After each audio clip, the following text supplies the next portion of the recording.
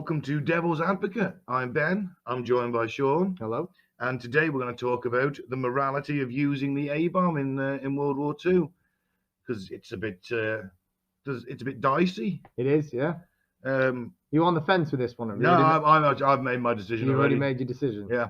So basically, I've got to try and argue whatever choice you've made. Yeah. Yeah. Yeah, pretty much. Because you're like, I'm already sold. I already know what I'm going to say. I'm for it. Oh, okay. I'm actually for the dropping of the A-bomb. Yeah. How come? Well, I'll go back in time a little bit first, and we'll tell you how we got to this point. Yeah. So it's probably paint a picture then. I'll paint an audio picture. Yeah. Yeah. You have to talk softly into the mic. Oh, like it's a go to sleep book. Reading. Yeah. What's it called? Oh, I forget what they call them. Yeah. Now. Like, hi, I'm Killian Murphy. Yeah. I'm here to read to you. Yeah. And you're like, hi, I'm Ben, and I'm going to tell you about World War II. I'm going to tell you about one of the worst atrocities in human history. No. Buckle up, get comfortable, grab yourself some warm milk and cookies. And I'll send you to sleep with my voice and atrocities. And atrocities. Sweet dreams. You're going to get like a deal now. People are like, oh my God, that actually does put me to sleep. Hire that guy. I want to hear that guy talk about Auschwitz before I go to bed. Yeah, that's the deal. You can only talk about atrocities. Yeah. He killed 50 people and ate their flesh and wore their skins before they finally caught him. Good night, everybody. Sorry, pause it there a second. Right, Chloe's just hit me in the nuts. Oh, I think that's worth playing through. Chloe just literally got up and hit me in the nuts. And after you asked her not to, It's so polite. It's almost like she did it on purpose. I know. Oh, She seems very happy with herself. Chloe is the show mascot, the dog that lives here. She seems very happy with herself. She for some reason has now woken up and decided she wants to climb over me and kick me in the nuts for treats. So no. Anyway, let's go back in time a little bit. Yeah. Let's go back to the taking of Okinawa. Now, Okinawa was the last island the Americans were going to take before they invaded mainland Japan. Yeah. And it was an exceptionally bloody battle. Yeah. The Americans put 183,000 soldiers and Marines onto Okinawa. Yeah. The Japanese had 75 to 100,000-ish plus civilians they conscripted. It's not really known their exact figures. What is known is they lost 110,000 people dead. Wow. And only 7,400 surrendered, which means a cracking 94% of the Japanese troops fought to the death. Wow. So they got balls then. Oh, yeah. The Americans took 49,000 casualties, 12,500 dead, Wow. rest wounded. And that's because it was ambushes and the Japanese were on their arse at this point. They still had a formidable army in terms of size. And the problem was it was spread out everywhere. Yeah. Supplies weren't getting, they were running short of raw materials, they were running short of fuel. Their aircraft were becoming increasingly outdated and they were only using them as kamikaze things. Yeah, they were already quite far behind, weren't they, in terms of planes? When they first came in, they had the Zero, which was like a really good fighter plane, but they just never really, all their efforts were going towards just making more and more to try and keep up with losses, and they never really developed anything else. Yeah. So by the end, it was quite outdated. Yeah. Should be 7,800 Japanese aircraft were destroyed in kamikaze attacks. Wow. That killed 4,900 sailors. They sank 36 ships and damaged 368 more. Wow. So you're seeing the all-out attack / defense of the Japanese army. They are desperate to hang on to what they've got. Yeah. Right, and they're thinking at this point, maybe if we just kill enough Americans, they'll lose their stomach for it. Yeah. But the problem was they're on their arse logistically. Hmm. The Americans have perfected their tactics now for hunting them out of foxholes and bunkers. They've got flamethrowers. They've got flamethrower tanks. So why did they feel the need to bomb them then? Well, if they were already on their ass anyway, why didn't they just wait it out?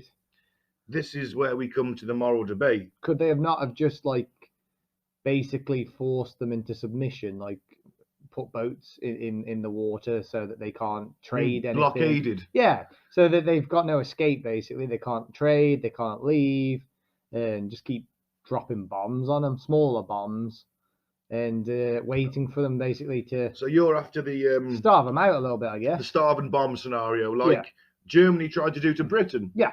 In 1940, which didn't that's work. We did struggle though, didn't we? We struggled, but it didn't work. Yeah, but they were already on their asses, weren't they? They were, but so were we at that point. Now, that's fine. It's a valid point. It's a valid strategy.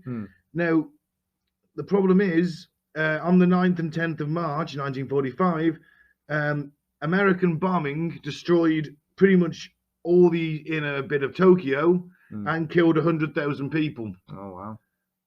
In one night with conventional bombs, because the majority of the houses were paper and wood. They used incendiary weapons. They just went up. You get firestorms. You get 100-mile-an-hour fire winds. Wow. The wind just whips up that fire. There is even if you're hiding in a basement or a shelter under the house, you'll be killed by the heat and smoke. Wow. In Germany, we did it to Hamburg. In one night, we killed 45,000 people. Wow. It's a lot of people. It is. And the civilians as well. So you are literally just going after civilians here. Yes, there's some military personnel getting... But mostly civilians. Mostly civilians. Trying to do as much impact as quickly as possible so people go, wow, we lost a lot of people today. Yeah. So that they basically get scared they're going to lose all their people. Yeah. I mean, they did it to 67 cities in Japan. They firebombed them. Yeah. So... Total casualties in Japan was pretty high then, I'm guessing. Oh, yeah. The civilian population suffered horribly under the air raids because their cities were made of wood mainly. Yeah. So what's your argument, your moral argument for then? Well, August 6th, we'll just get to finish off the background. Painting that picture. Yeah, painting that picture. Hiroshima. I'm just seeing you with one of those little art hats on, and you're like that guy. Remember that guy with the afro? Bob Ross. Yeah. Yeah, I'd like the afro. I don't want an art You want hat. the afro? Let's just paint a happy little tree. Yeah. That's where the bodies are buried. That's you. You're just there painting everyone a picture. Like, there's the firebomb. There's all the people burning to death. There's all the charred corpses. Yeah, just charred. So dark. They'd be ash, I'd imagine. Yeah. After that, I don't even think you'd be able to pick up the remains. They just crumble in your hands. Wow. So August 6th, Hiroshima, dropped by the bomber named the Enola Gay, named after the pilot's mom. Drops a little boy atomic bomb. It's uranium. And then again on August 9th, Nagasaki is bombed. You're looking about 100,000 dead in Hiroshima and about 70,000 dead in Nagasaki. The reason those two cities were chosen is because they were largely untouched by American bombing raids, so they could get a good field test of what the bomb would do to a city. The sort of the size of the blast. Size of the blast, radiation left, size of the mushroom cloud, did it work? Because remember, they've only done these in the desert. They've never dropped them in anger. These are a brand new weapon. Yeah, they've never dropped them on large populations. Yeah. See the total devastation. So you're looking at about 240,000 dead in the two attacks. Wow. And both cities virtually completely destroyed. So my argument is now what I said to you about the casualties. Yeah. For Operation Downfall, which was going to be the invasion of Japan, Truman was given casualty figures of somewhere between 500,000 and 1 million in the initial months of the coming campaign, and the war would probably drag on for another year. Yeah. If they went with a conventional invasion. That's a lot. Yeah. That's a lot of people. It's a lot of your own people. Now, the Japanese had literally got men, women, children, the aged, the elderly, given them a bamboo spear and said, go for it. As soon as they hit the beaches, bonsai charge. Just run at them. Just run at them. Yeah. So then you've got the problem of your guys, if they do survive, are coming back really mentally fucked up because they just had to shoot men, women, and children who would have killed them anyway. That's not something you really want to have on your conscience. I wonder what sort of mental state he was in after making that decision then. Because, yeah, he, in his mind, he might justify his actions by saying, yeah, well, I've saved like 500,000 people potentially. But at the same time, he is the direct cause of, what, 200,000? 240,000. So that's got to have weighed on his conscience. Apparently, Truman said that he never lost a night's sleep over it. Really? Yeah. Wow. That's what he said.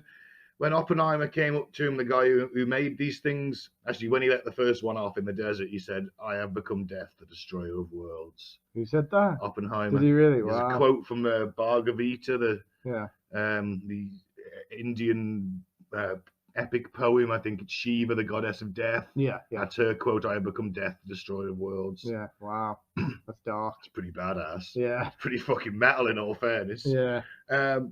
He went to Truman and said, "Look, I've got a lot of blood on my hands." And Truman's like, just throws him his handkerchief and says, like, "Stop fucking whining. Who do you think? I've got more blood on my hands than you." And he didn't care. He wasn't bothered. But he said, I just watched it in a documentary today.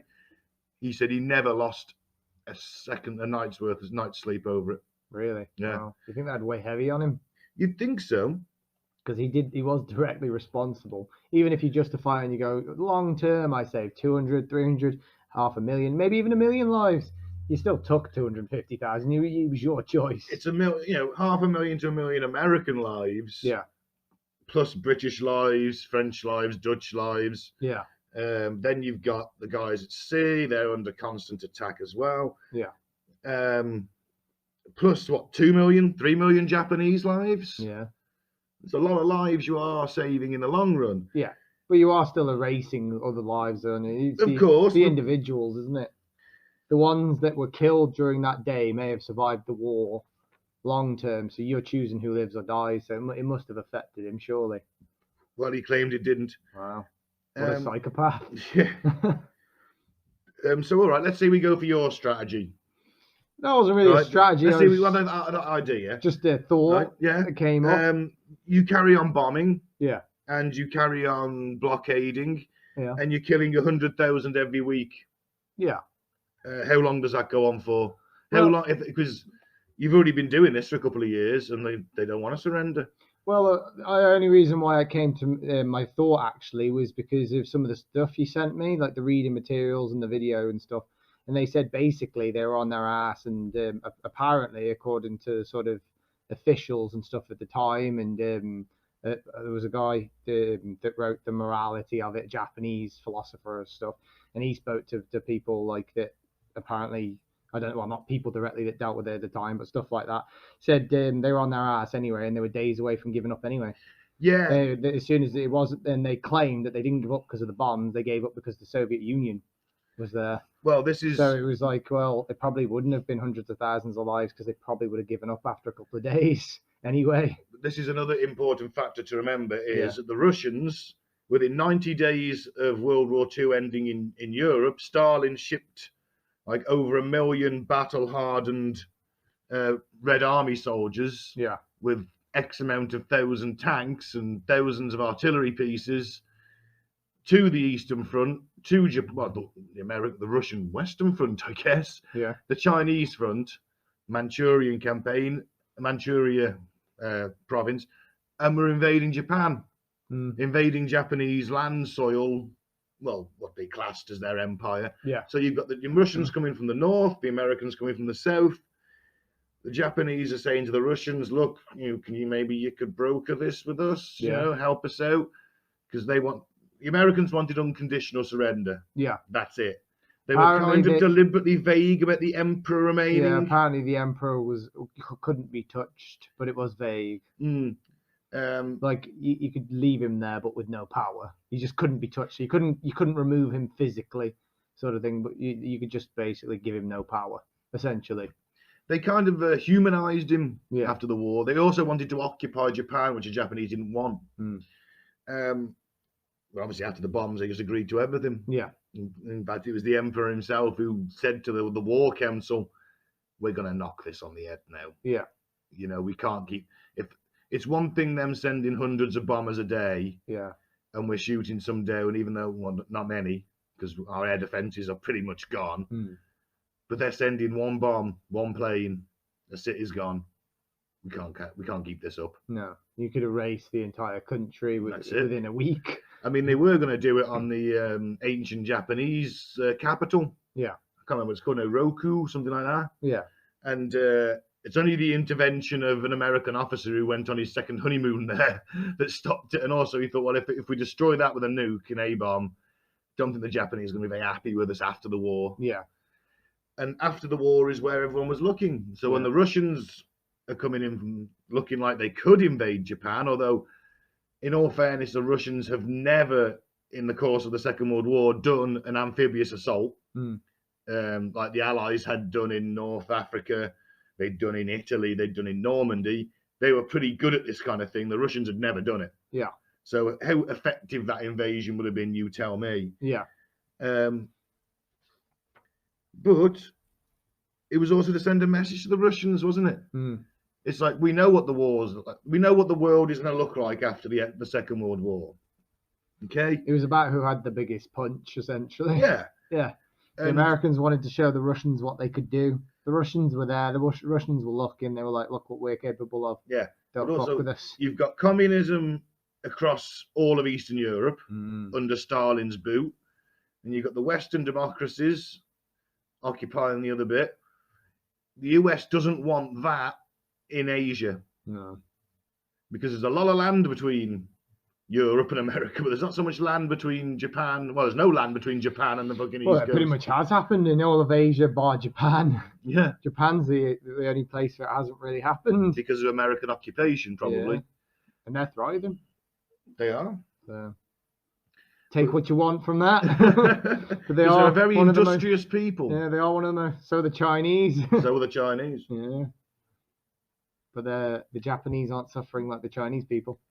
That's true. So basically the Americans don't want the Russians getting their claws into Japan. No.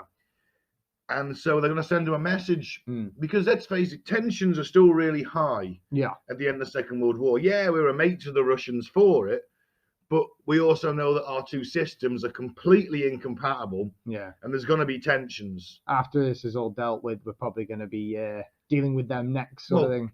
Patton, the American general, was up for just continuing the war straight away. He was like, right, the Germans have been beaten. When we attacking the Russians, because they're going to attack us anyway. Yeah. He goes, I could be in Berlin in 3 days if you give me the munitions. Should have done it. You know, got to jump on it. You know, we'll start rearming the Germans. We'll get their soldiers out of the prisoner of war camps. We'll give them a chance to have another go at the Russians. Wow. That's the level they were going to go to. They were like, we just kicked your ass. And now you're going to fight for us. And now you're going to fight for us. Well, the Americans did the same with the Japanese in the Pacific after the war, when there was various sort of little communist insurrections in former colonies. They rearmed a few Japanese soldiers, sent them out to the jungle because they were good at it. Yeah. They've been fighting in the jungles for so many years. I guess the only good thing about occupation, and it's not a good thing, so to speak, so a lot of bad stuff happens, but you end up giving them, especially if you're Western, you end up giving them stuff that they then can't live without. Like McDonald's. Yeah. Baseball. The Japanese love baseball. Well, like when the Americans kind of invaded and stuff, they left a lot of sort of an imprint on the Japanese culture that's still there today. It is still there. You can still see it with some of the stuff that they're obsessed with now. They're still stationed over there now. Like nobody cares about baseball anymore. It's dead in America. And they still love it in Japan. I think the Japanese are actually the best at it. Yeah. I think they won the World Series. Because it was really popular back then with the Americans, so they would have played it with the Japanese once they beat them and they were starting it. Wow. Try to win the hearts and minds. Yeah, be friendly with them, yeah. Try and win them over, yeah. Yeah. So you've got to send this message to Russia anyway, and that is, we've got this, we're ahead of you. You try and invade us, you try and fuck with us, you'll get this. Yeah. Even though America probably only had about 5 or 6 bombs at the time. Yeah. They used 2 of them. And they used 2 of them. It's like, you will get this. We can make more of these. It didn't really matter because I think by sort of 1949, the Russians have got their hands on the A-bomb themselves. Yeah. But then the Americans are on all about the H-bomb then and upgrading it. Yeah. But anyway, so... What's the difference? Most people don't know the difference. The atomic bomb is non-nuclear. It's an atomic explosion. And the H-bomb is a nuclear weapon and it uses fission. So a hydrogen bomb uses hydrogen isotopes to create a chain reaction, and you get kind of a nuclear fission then, which if unchecked would just keep on going and going and going, but obviously it burns itself out quite quickly. Yeah, which one's worse? The H-bomb's worse, more powerful. Yeah. And the radiation is worse. Yeah. As the atomic bombs, I mean, Hiroshima and Nagasaki have both been rebuilt and they're both lived in. Yeah. Although the radiation has caused a lot of cancer and stuff. Like when I said the casualty figures earlier, we should take into account the amount of people that have died through cancer or the birth defects or leukemia so it's probably more genetic disorders. I mean, how mental is that? That the fucking atomic bomb going off can actually fuck with your DNA down the line. Scars the earth as well, essentially. Of course. Definitely, like it leaves. We can't see it because, like you said, they've rebuilt over it, but it leaves an imprint that literally affects anything that lives in that area. Yeah. Yeah. So would you have used it? No. No. Why not? Well, even before not knowing what I know, I don't think any one man should have the power to take that many lives and then just be fine with it, get away with it. I think that's a massive war crime. Yeah, I'd agree with that to a point. I don't think any man should have the ability to take hundreds of thousands of lives. But yeah, that would have been my first sort of argument. Two, they'd done enough testing to realise that there was radiation, I would imagine. So I'd have thought so. I mean, they were using the Nevada desert, so they knew it wasn't safe to use on themselves. Yeah. So like, that's why they kept such a distance and tested it in the middle of nowhere. Well, when they did the hydrogen bomb on in the atolls of the Pacific, they did this one test called Iron Mike. My God, they fucked up. It was the first H bomb to go off. Yeah. They fucked up the strength of it. They've got these scientists sat in a bunker, like fucking dozens of miles away, and they're looking at this fireball just coming at them, going, "Oh fuck, we've miscalculated. We've miscalculated this." And fortunately, it didn't hit them, but it was like it got closer than they thought it was. I'd imagine it was brown trousers time. Yeah, there was a few people that had to go home early. Yeah. So we'll call that quits for today and just leave. Would you come and get us in a helicopter and bring 5 pairs of clean trousers, please? Yeah. Except for that guy. That guy passed out. Yeah, he's a mess. Yeah, he's just drooling on the floor. Yeah. Then remember they were testing it on their own soldiers as well. Yeah. They'd have soldiers in trenches just far enough away back, but just get your heads down, don't look at it. Yeah.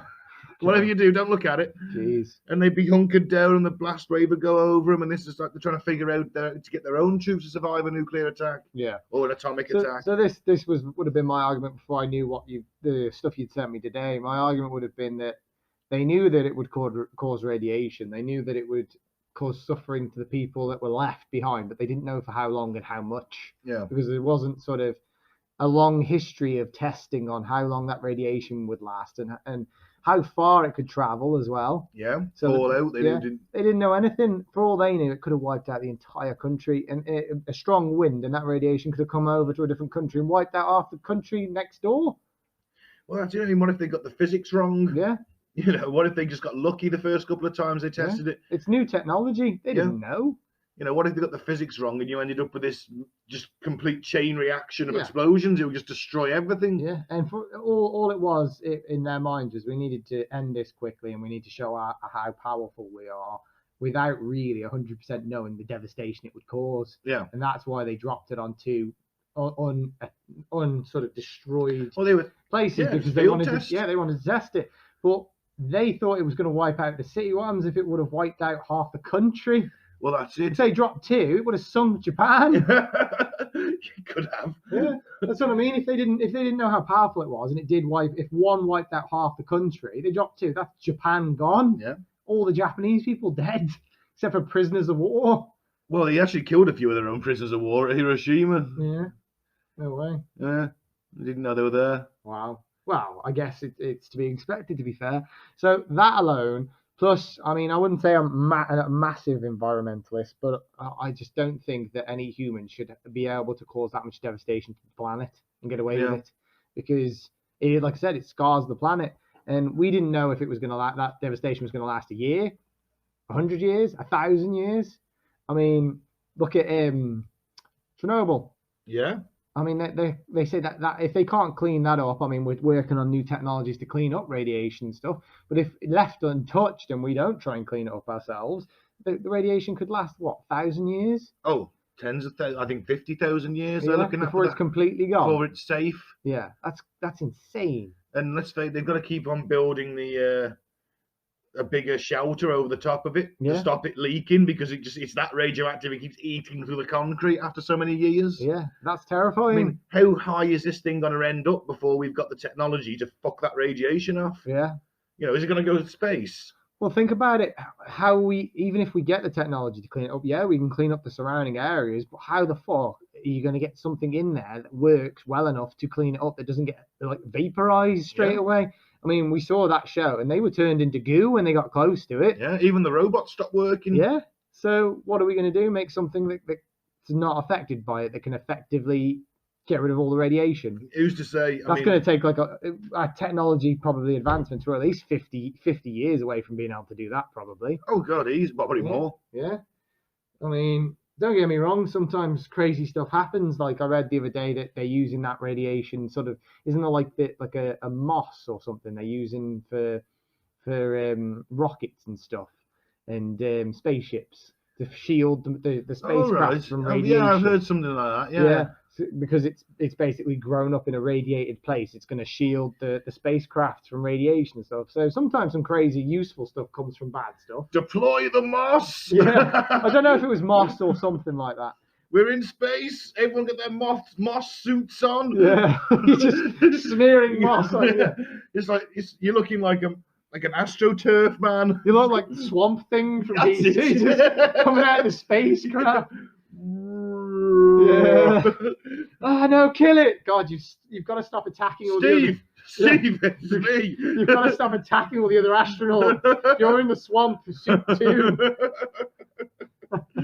But yeah, from my train of thought is, I mean, we had this discussion during the last lockdown actually about you said something to do with they started when they used to do what do they call it when they line you up and shoot you all? A firing squad. Firing squad. You said they stopped doing that after a while because it was like messing with the people's heads. Oh, you mean the Einsatzgruppen? They were killing the Jews and the Slavs and anyone else they didn't like. I can't remember. Yeah, it's the SS Einsatzgruppen. Yeah, you said they were starting to get PTSD from executing people. So they created a button, didn't they?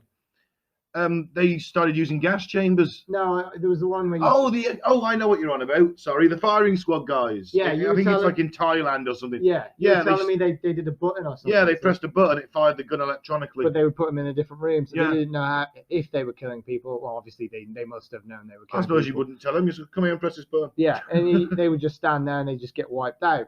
And it's almost like they do that to take the morality away. Yeah. But as a president or even as a soldier, because I mean, I'm guessing the president wasn't the one that loaded the bomb up. No, he wasn't flying. He wasn't the one flying. This isn't Independence Day. That's what I mean. He wasn't the guy that loaded the bomb up. He wasn't the guy that flew there. He wasn't the guy that like literally had to drop it.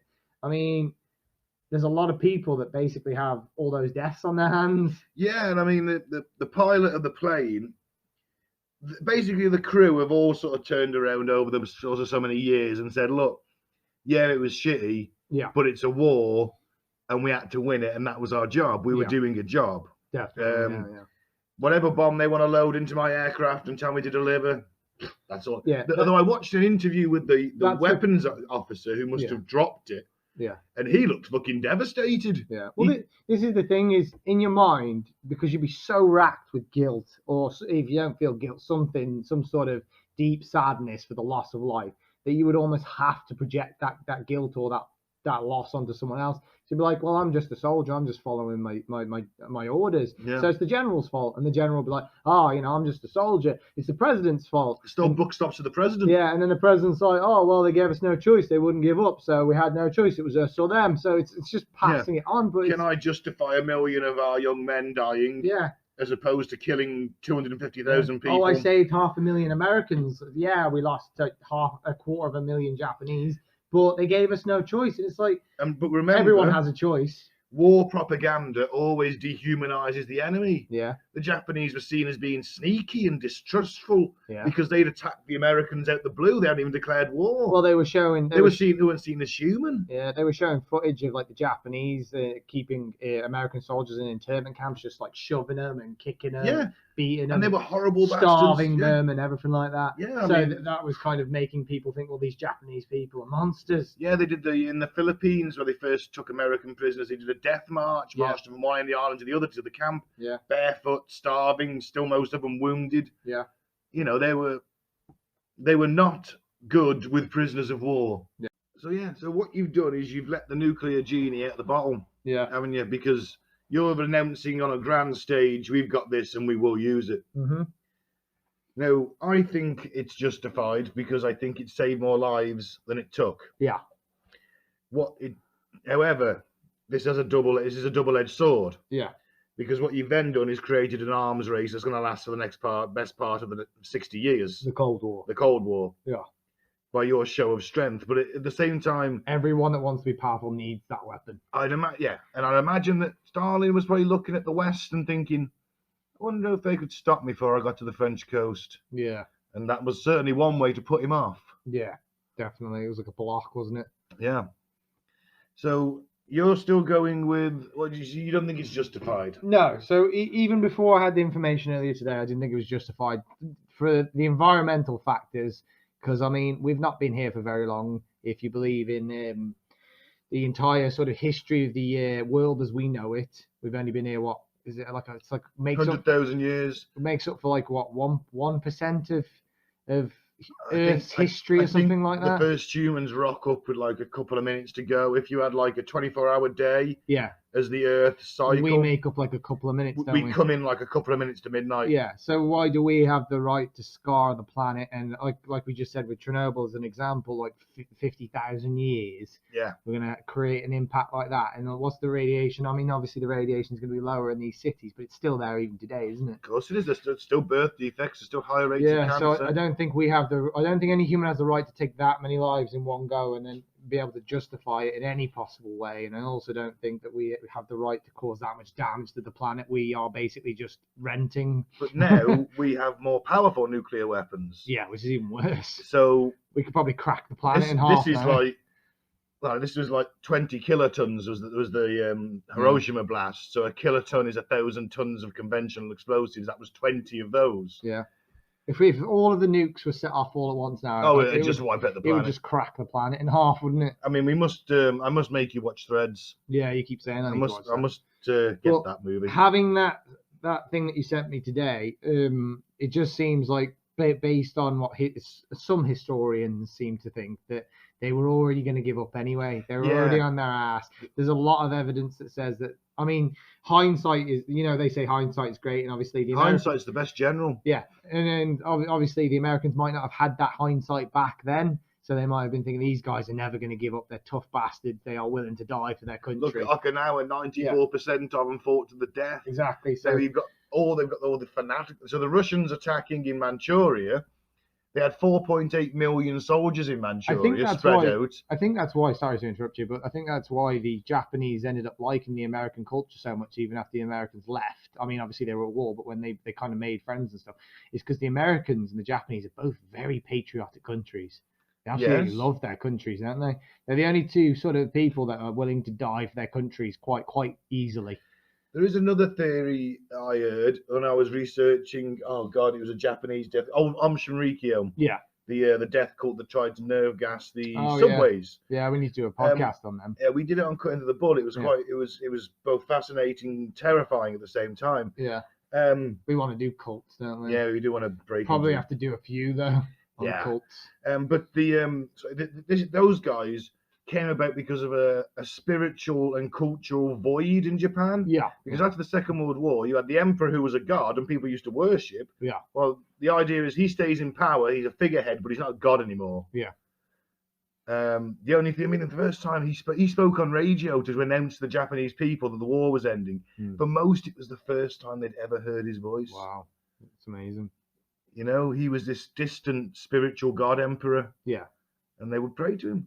Yeah. And that was what they did. So people were looking for a new religion because it's whatever your view is on religion, for the majority of it, it's a piece of us that needs filling. We need that spiritual. We don't like to have a spiritual void. Yeah, a lot of in Japan, their sort of religion was on smaller deities as well. That's it. Like a lot of them would have like these sort of local little shrines that they would pray to. So they didn't really have sort of that big deity, I guess. But the emperor was certainly the closest thing they had with that. Yeah. And he was a god, but they also believed in sort of local water spirits and forest spirits and things like that. A lot of them practice Buddhism now, don't they? They do, yeah. That came over as Christians, Catholics, because of the Americans obviously being over there. Yeah. Religion spreads. if you're an occupying force, you tend to put your own religion in. Yeah. Before that, it was kind of like paganism, wasn't it? Lots of little religions. I guess so. You could probably call it that. Yeah. It's probably got a proper name, but Bushido was a cult that the army and the politicians were following, which was kind of a religion or a spiritual code. Yeah. Although it had been bastardized from the samurai code, because it was this no surrender and be a cunt to everybody you've captured. This, is not in Bushido. Was a later thing added in. Yeah. I guess sort of my argument for the morality of it would be that one, that you should have known. Well, the Americans should have known once the Soviets were invading that the Japanese probably were just going to give up to one of the two, because at that point it's like a pincer attack, isn't it? Well, you see, the Allies had met at Potsdam a few weeks before. Yeah. And Churchill, Truman, Stalin meeting up. Yeah. And they basically sort of said, like, okay, we're going to finish the war in Japan. And so I'm like, do you want to handle that? Yeah. Because he's thinking, well, I could snatch some territory in China now. I would definitely think that at that point the war's probably over. It's a bit of a pincer attack. They're going to give up soon. Well, so it's probably not going to last another week or two anyway. So if you've got literally sort of 10, 15, 20 million battle-hardened soldiers sat on the Western Front that you don't need, at least you could probably send half of them at least and not have to worry. Yeah. Plus the guys who are based there anyway. And then my other argument is as well, because obviously they were probably going to give up because of that. If you were going to drop a bomb, why drop two? I think one would have had enough impact and enough fear to have just been like, you know what, these guys fucked this up. The problem was with that is that they dropped the first one on Hiroshima. Yeah. And then sent a message to the Japanese government saying, surrender or you'll get another one. Look what we've just done. Yeah. And none of them believed it. Yeah. Like, one bomb, an entire city, that's fucking ridiculous. Yeah. And because the bomb had taken out all the communication with that city, you remember we're talking telegraph poles and radio towers. Yeah, they didn't believe it. Someone had to physically go and check. Yeah. And the problem was, because they'd heard nothing, the Americans heard nothing back, they went, okay, next one. Bomb them again. Bomb them again. Yeah. So, and then they were like, oh shit. Yeah. This is... And you could have been looking... Whether Truman probably wouldn't have dropped another. He said he probably wouldn't have dropped another because he didn't like the idea of killing kids. Yeah, he killed loads of kids. His justification for Hiroshima and Nagasaki is they were military targets. I don't like killing kids, so I'm only going to kill about 50,000. Yeah, I know. 60,000. I'm not. But if I'm Truman, if I'm Truman, and I've got this bomb. Was he a Republican or a Democrat? He was whoever Theodore Roosevelt was. Franklin Roosevelt. I think he was a Republican, wasn't he? May have been. I honestly don't know. He would have been, because he was the vice president. He got the job because obviously Roosevelt died in office. Yeah. Truman didn't know about the Manhattan Project. It was that top secret. Even the vice president didn't know about it.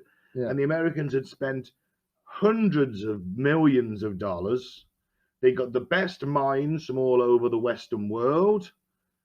They'd built Los Alamos out in the middle of fucking nowhere. This city of 30-odd thousand people working on this bomb in complete secrecy.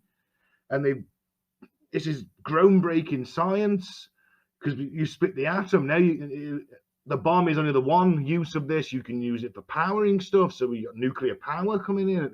The ramifications are endless. It could solve energy crises if the waste wasn't so damn hard to get rid of. He was a Democrat. Yeah. Now, I think, so you launch this invasion of Japan. Yeah. And you don't use the bomb, and you lose 1.5 million Americans over the next couple of years, but you finally pacify Japan. Yeah. But then you've got, like, Japanese army units who've gone into the hills and they're attacking you, so you've got guerrilla warfare. Most occupations don't run smoothly. Yeah. So you're taking, I don't know, maybe another 100 guys a week for the next few years, and you come out and you say, oh, we've got this atomic bomb. And then all the parents of those dead boys are going to say, well, why the fuck didn't you use it then? Our son will still be alive.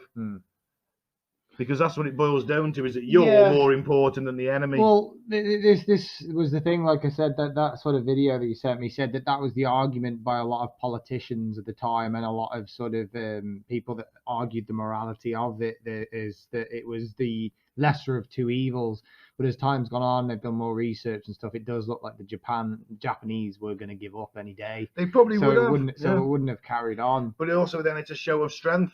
Yeah, my only... It's the equivalent of putting down your hand in poker and going, my only argument for actually doing it is not actually doing it to end the war, because I don't think it was what ended the war. After watching that stuff, I think that the combination of just them getting ass handed to them constantly, and then obviously the Russians getting involved, is just, they were like, you know what, we can't keep doing this. But my argument for the only reason to ever use one was for the fact that it scared, even though you had the Russians and the Americans that were like desperate to have the biggest, most powerful bomb, so they were like sort of big daddy of the world. No one actually used it because they saw how devastating it was. Yes, and maybe that is also the message. Yeah, so it's almost like I don't agree with what they did, and I probably morally think it's wrong and they shouldn't have done it, but it may potentially, I mean, we've talked about this in the past about potentially doing what if scenarios of history. Yeah, doing like a bit of a podcast series, and we'll probably do some of them in the future when we get round to it. What if the South won the Civil War? Yeah, just what if scenarios. That would be a good one. You'd have a very racist country, and there'd probably be still a lot of slaves rocking about. Yes, to a point. It depends on attitudes would change over time. Actually, no, there probably wouldn't be. I was watching a video on it the other day, and apparently there was a lot of countries were putting pressure actually on the country to abolish slavery anyway. Yeah, so that's why the war started. But it seems like even if the South would have won, they probably wouldn't have been able to keep slaves anyway. But at the same time, British mills relied on Southern American cotton. Yeah. And I'm sure the Brits would have turned a blind eye to slavery. There was other because they were still doing it. Apparently, there was other countries applying pressure. There may well have been, but if cotton, Britain, everyone's thinking about profit. That's true. And you know, there's still slavery in parts of the British Empire. Yeah, even though slavery was abolished for a long time. It was abolished in the majority. Dodgy stuff carried on happening. In East India owned proper territories, East India Company owned, because the East India Company is an episode we've got to do actually. Yeah. How a single company ended up basically ruling India. Yeah. That's quite impressive. It is. They still had slavery. It wasn't abolished in their territories until later on. Yeah. But yeah, in the what if scenarios, you could which is worth doing. If they wouldn't have dropped that bomb, there still probably would have been an arms race of some sort. It might not have happened as soon as, but it would have happened. Maybe it would have started in the 80s and 90s, like late 80s, early 90s. But there would have, you don't think there would have been an arms race then? I think there would have been an arms race. I think it was all perfectly positioned for an arms race. Yeah, but I mean, it might have happened if they hadn't have dropped the bombs. It might have happened later on. So I suppose slightly later on, maybe in the 80s. No, I don't know. Because I think as soon as the hydrogen bomb gets made, whoever makes the hydrogen bomb first. Yeah, but you wouldn't know, would you? They'd still be doing tests. I mean, you ever seen the Tsar bomber footage? So did the Russians spy on every test that the Americans were doing with they would have known technology? They'd have known.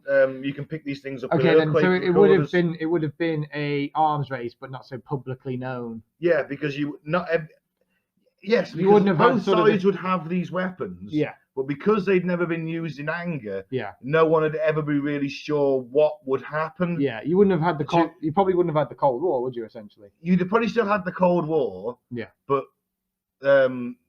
maybe some general with a nuclear erection thinks, you know what? Yeah, fuck it, I'm using my own authority to launch a strike because these things have never been used. Fuck it. And I think that using it set down that moral code of they must not be used in anger again. Yeah, I think that's kind of the point I was trying to make, to be fair, was in this what if is if we hadn't, if they hadn't have been used, then long term it would have probably been, they would have worked towards creating these weapons, maybe been a bit more sneaky about it because they're like, well, these guys have got them, but they're not using them. So we need to get something better. So if they do use them on us, we've got something better. And then tensions would have been built, and then it would have come to a head. And nobody knows the destructions, so someone might have used them because it might have ended up being slightly later on than sort of the Cold War was. They might have been more technologically advanced, and it could have done a lot more damage long term. So we could have ended up in like a World War III essentially with Russia. Yeah, because with bombs that could have taken out half of Russia and half of America. Well, 4 hydrogen bombs in Britain would probably render us uninhabitable. Yeah. Or the majority of the country uninhabitable. They probably would have went after America first, wouldn't they? It depends if NATO launched as well with the Yeah. Americans, because remember, you've got France and Britain who've got nuclear weapons in NATO. Yeah. So it depends on that. Yeah. But the Russians might have just taken us out in a first strike to avoid the retaliatory strike. I think they would have focused on the Americans first, not us. They'd have just they had stuff to spare, mate. They'd have done dropped something on. They'd have done Western Europe and America. They could have done them both. You reckon? Yeah. Wow. Yeah, for a long time, you're talking 18,000 warheads. Yeah. You know, of varying powers. That's how many they had during the Cold War. Yeah, the Russians. I think the Americans had slightly more. Yeah. Maybe 20. Yeah. But there was times that lead went up and down. Yeah. It would have been one of those things, though, wouldn't it, where rarely. I mean, everyone always thinks that with stuff like that. I mean, it's like in Watchmen, isn't it? It's like it's almost like expected that all of them will come to at the same time. So like they'd push a button and all of them would come at us, and the Americans would push a button and all of them would go at them. But I feel like you probably wouldn't push the button and send them all, just because you don't know how much 18,000 worth of nuclear war sort of bombs damage would do. So you'd probably only send like 1,000, wouldn't you? Because you're thinking if you send all of them and it wipes out half the planet, you've still got to live on that planet and you've got to get around that planet, and you might run out of resources and might need to go to the other side of the planet.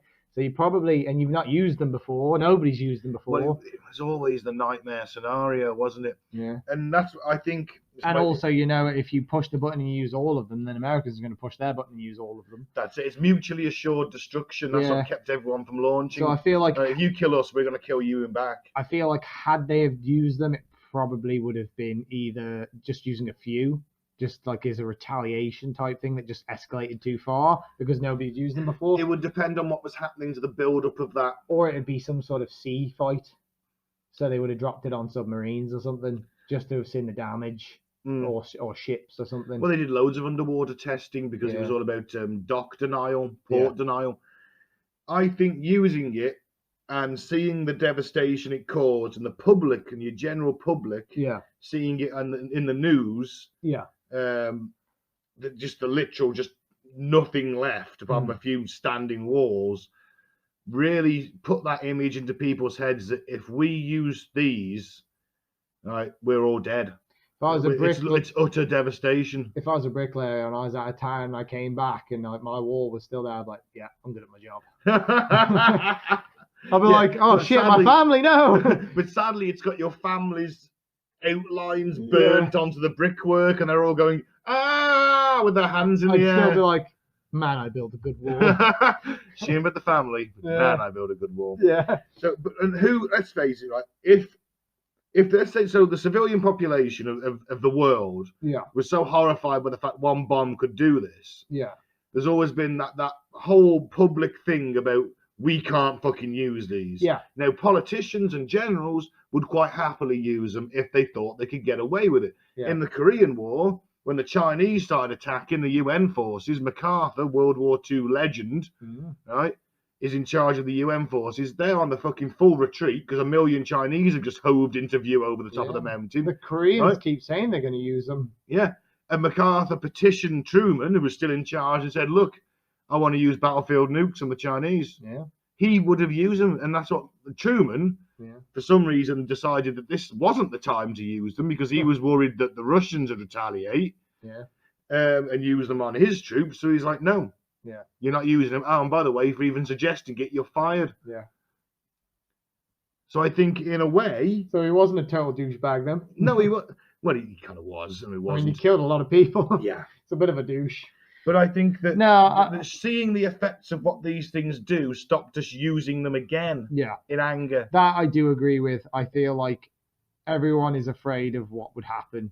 Like if you used one, you would only use one, and you would use it. But then the other side, if they've got it, is going to use one, and then you go, you know what? Fuck you. We've just lost one of our major cities. we're going to take out your capital now. But I feel like that's what you would do. I don't feel like I don't think you would amp it up to straight to total annihilation on both sides, but everyone pushes the button and it destroys. I think you use one, they use one, you use one, they use one, and it builds it up, doesn't it? And it started because the Russians were putting nuclear warheads on everything, like anti-aircraft missiles had nuclear warheads. So you've got the American B-52 bombers, it would have been delivering. Stupid, really, because if you shoot it, it just blow itself up. Yeah. Or if you just crash your plane into it like a kamikaze. Well, it would, they fired it up into the air. The B-52s fly really high. They were going to drop sort of, let's say they're dropping nukes of their own. Yeah. But you could just nuke the entire sky and take out 50, 60 bombers. Yeah. Yeah, but I mean, like, if you crashed your plane into it where the nuke was. Oh, right. Like, if you were Japanese saying... No, they're not designed to go off like that. Well, even if you crash into it? Yeah, it's just a very specific trigger process. So just nothing would happen? No, I mean, bombers have crashed with live nuclear weapons on them and they don't go off. Oh, wow. They're programmed to go off at a certain height. So they have like altitude fuse. Oh, okay. And it's a very specific trigger process. So if that's destroyed, it just doesn't go off? Yeah. So there's no friendly fire? No, I mean, like the Hiroshima one, it had to be dropped at a certain height. I think it went up about 150 feet above the ground. Why? If it hits the ground, was to get the most... leave a crater or something? It was to get the most devastation. Yeah. Would it leave a crater if you hit the ground? Yes, and you also get more radiation if it's a ground burst. Because it would go into the ground. Because you suck up all the soil. Yeah. If it's an air burst, you don't get as much radiation. All the soil would go up into the air. All the soil comes up in the air. It comes back down as radioactive rain. No fucking hell. Yeah, it does. That's the thing. After an A bomb, all that vapor has been sucked up into the air. All rain. that debris. You get radioactive rain. Oh, nice. So you'll be there. Melting. Oh my god, I survived. Oh, that's fantastic. Oh, this rain stings a bit. Yeah. I'll go inside, and before you know it, you've got radiation poisoning, and you're turning into an amorphous blob. Oh wow. That's dark, but it's I know, true. yeah. Dark, but your hair's true. falling out, you're coughing up blood, your veins are collapsing, and you literally turn into a jelly man. Oh, they did that so well in Chernobyl. They didn't did. Wow, Yeah. It looked grim though, didn't it? Yeah. So morally, I disagree with it, and I disagree with sort of your modern day historians and your modern day sort of what would you call it? Not armchair generals, not philosophers. I think armchair generals. Armchair generals. Back and go, oh, well, I wouldn't have done that. I'd have done this. Yeah. No, you. It was a complete failure of Rommel at LMA, and he shouldn't have used the left hook. He's like, well, yeah, but you weren't there, mate. You're sat in a chair 70 years later. Yeah. No, you just the people that kind of collected all of the data and stuff and all of the accounts and stuff, and they're like, well, to be fair, these guys were going to give up any day anyway. So that kind of stuff, I agree with them more. And what's the word I'm looking for? I can't remember the word. Oh man. Yeah, I said it yesterday. It wasn't the philosophy of it. I said it yesterday. The implication. The implication of it. It's because of the implication. Yeah. But yeah, I just think that they would have given up anyway. So yeah, literally no point in doing it other than to just show who had the biggest dick, essentially. The cynical part of me says that's exactly it. It's like, hey, Stalin. I mean, it was a great deterrent long term. But it wasn't though. Well, nobody's dropped it was well, yes, one on another city. No, that's not anger. That's what I mean. Yeah. It's the fear, isn't it? The fear of the unknown. It's like, well, if I drop this on a city now, I know that country's got them, so they'll drop one on my city, and then I'll have to drop another one on their city, and then before I know it, the whole country's wiped out. Yeah. And we're in World War III because my allies then are going to drop nukes on their allies. But some generals on both sides were really keen to use this stuff because they had all these toys. Well, they were like sat there not doing anything, and it's like the fucking, was it Bill Hicks said about the first Gulf War? You got all these generals sat there, and he's like, "Hey, what's this one do?" And I'm like, 14B. Boop. Yeah. Well, you got the power of God. Essentially, you got the power of God in your hands, haven't you? So they almost think, well, if I push the button first, I will totally cripple that country, and I'll just give up. And most generals are egomaniacs. Yeah, yeah. They have to be the front man of the band. Yeah. So they'd use one. Yeah. Wouldn't they? If they had the power to use it, they probably would. Yeah, most would.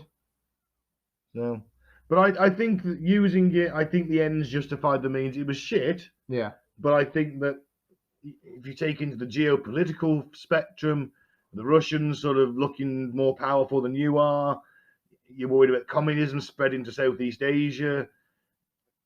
I think that then, and you want it's spreading all over again now. And you want the war to end as quickly as possible with the least amount of people killed on both sides, maybe. And also, you're using it against an enemy who your population despises and virtually sees as not quite human. I mean, the Americans locked their own Japanese citizens up in internment camps. Human enough, though, that they didn't like killing kids. Well, that's it. See, that was a massive war crime as well, locking up Japanese people in internment camps where they were. Of course, they don't talk about it though. They were getting sick. They were dying. They were treated awfully. Yeah, awfully. They were, but of course, don't expect your average American to know much about that. They don't teach you. And people were getting separated from their families. Like you were getting like Japanese people. Say like a woman had come over, she got married to like an American man. She was getting ripped away from her family and thrown in an internment camp. Yeah, where's mommy? She's in a camp. Yeah. Why? She might be a Japanese spy. Yeah. Oh, by the way, you're half Japanese. You're going in there too. Yeah. You know what I mean? Wow. Well, I mean, why do you need to send the kids there? What's the point in that? Because you can't separate the families. I don't know. But, I think if I was a Japanese parent, I would prefer my kid just get adopted. At this point, it's like there's like a 50-50 chance I'm going to die in this fucking camp. Yeah, and I get typhus and die. Yeah, I'd rather my kid just, get well. Then again, anyone that was Japanese, even before the internment camps, was being treated awfully, weren't they? Yeah, yeah. They were like the Jews in Germany in the 1930s. They had their shops vandalized. They were like great graffiti in their houses, weren't they? Absolutely. Yeah. Wow. I'm Ben Carter, and let me torture you to sleep. Let me read to you about the rape of Nanking. Wow. It's dark. The darkest Japanese war crime atrocity committed. Let me put you to sleep. First, we're going to start with all of the dead children. We're going to start with 2 Japanese soldiers who had a competition to see how many heads they could take with their katanas. Did that actually happen? Yes. Oh, wow. Yes, it did. Humans are dicks, aren't they, to be fair? They really are. Yeah. It doesn't matter like what religion, like how you look, your skin color, they're just all dicks. Yeah. It's just about who can kill as many people on the other side. You put someone in a position of power or life and death and you watch that person turn into a massive dick. Yeah. It's pretty much accurate, I think. And I think that's the end of today's episode. Yeah. Don't be a dick. That's always the end of our episodes, though, isn't it? To be fair. Don't be a dick. Yeah. So you feel like that was the only option then? I think to end the war faster with the least loss of life before an invasion happened. I think the Japanese were ready to surrender. Whether they actually wanted to or not is a different matter. And without the atomic bombings, maybe they wouldn't. You think that pushed them over the edge then? I think that pushed them over the edge too. Yeah. All right. We'll do the unconditional surrender. Yeah. I get why they did it, and maybe it did cause the end. I don't think it did. I think that they would have given up anyway. I don't think you would have lost hundreds of soldiers or even millions of soldiers over the course of months. I don't think they had it in them to keep fighting for months. Okinawa was the last step before the main Japanese islands, and 94% of them fought to the death. I mean, they knew that it would have got to the point where they would have basically been attacked from both sides, and to the point where it would have just meant all the Japanese would have been erased from existence. You don't want the Russians getting too much land in the east, because then you've got the same scenarios you've got in Europe where it's true. You've got half a globe who's in this scenario, you'd have like half a globe communist and half a globe democracy, capitalist. You don't want that. Yeah. So I suppose from a political standpoint as well. The Americans didn't want that. They didn't want communism to spread. But I mean, communism's an idea, isn't it? And it's always going to spread. I mean, it's still around now. It's around in countries, and so some Western countries still, even now, want it. You hear people talking about it all the time. Technically, it was Stalinism or state authoritarianism. It wasn't communism. It's a form of communism. What it is, I agree with that. Yeah. It's not what it was intended to be. No. Well, there's different. Everyone's got their own sort of mantra on different things, haven't they? There was different forms of communism. There's different forms of socialism. Everyone's got their own sort of ideas on the perfect version of it. But there's never going to be a perfect version of anything. Well, yeah, I mean, capitalism is the best thing we have right now, and that's massively flawed because it means that the rich get richer constantly. We're all living in a matrix. But then again, even with any system, the ruling class is above any system that you put in place, aren't they? Yeah. I mean, all it means is you just remove the powerful from one and just put in new people that are powerful. Meet the new boss, same as the old boss. That's exactly what it is. Yeah. Yeah, that's actually like really true. It is literally just meeting the new boss. Yeah. There's always the rich and powerful. Well, they don't even need to be rich, do they? They just need to be the guys in charge. We always need, we're followers, aren't we? Most of us. Most of us are sheep. We always need people to follow. Yes, we do. Yeah.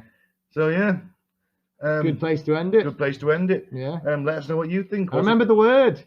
Ethical. Ethical. Yeah. There you go. We were debating the ethics of it. That's right. Yeah. Let us know what you think. Yeah, thanks for listening. Thank you very much for listening. I've been Ben. Don't drink the Flavour Aid. Don't join a cult. Form a shield wall. Yeah, and I've been Sean. Thanks for listening. Follow us on Facebook. Oh, yeah. Listen to their podcast, which isn't that good, but listen to it anyway. Crown to the Bull in the Post-Truth Apocalypse. Yeah, it's all right. It's funny sometimes. I mean... It's got me on it. Yeah, that's the worst bit. But Claire's on it. Mike's on it. Gaz is back. Gaz is back. Yeah, and then you, unfortunately. Yeah, the man who keeps it all ticking. Keeps it all together. The glue. The glue I am that the binds glue the that fabric of this network together. I am the glue that holds it all together. I'm like the dried jizz. Oh, just all. I am the dried jizz of this network, holding it all together. All gross and flaky. Yep. Yeah, follow us on Facebook. Follow those guys on Facebook. Listen to us on SoundCloud. Listen to us on Anchor. And if you want to support us on Patreon, we'd love that too. That would be awesome. Yeah. Thanks for listening.